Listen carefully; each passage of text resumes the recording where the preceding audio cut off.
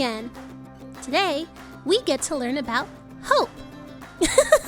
Hope isn't a person, it's a feeling. When we have hope, we believe things will turn out for the best. Here's a story to help explain. Twins Chester and Charlotte stood inside the school lobby watching as a cold wind swirled snowflakes outside. A sudden snowstorm had caught them unprepared for the walk home. "We'd better go before the weather gets worse," Chester said. "I still hope he'll come," Charlotte said. "I just know he will." Just then, the door swung open, and there stood the twins' dad holding their warm winter coats, hats, gloves, and boots. "Anyone need a ride home?" Charlotte had hope. She believed that her dad would come and help them in their time of need.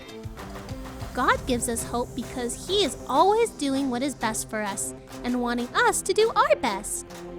And we have hope because we trust in God. Psalm 31:24 says, "All you who put your hope in the Lord, be strong and brave." That's what Paul did when his boat was caught in a fierce storm. Let's read our story together. A sudden storm. Paul the Apostle got on a big ship headed for Rome, Italy.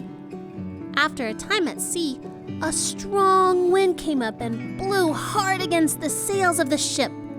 The storm was so bad that people on the ship lost all hope of staying alive. They thought that they would die, but God sent an angel to tell Paul that all who sailed with him would be saved, but the ship would crash and be lost. Paul told them what God had said. He knew that God would keep His promise. That gave everyone on the ship a great deal of hope. They weren't so frightened.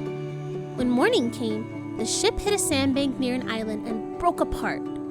Everyone who couldn't swim grabbed something that would float, like a piece of wood, and made it to the island's shore. They were all saved. Isn't God awesome? There were 276 people on board the ship Paul was on, and all of them survived the shipwreck. If you had been on the ship with Paul, how would you have felt when he told them they would not die? Would you have hoped that God would save you? For fun, try acting out the story with your friends or family. Use something like a blanket, sheet, string, or even a garden hose to make the shape of the boat. Put things such as pillows, boxes, and baskets in the boat.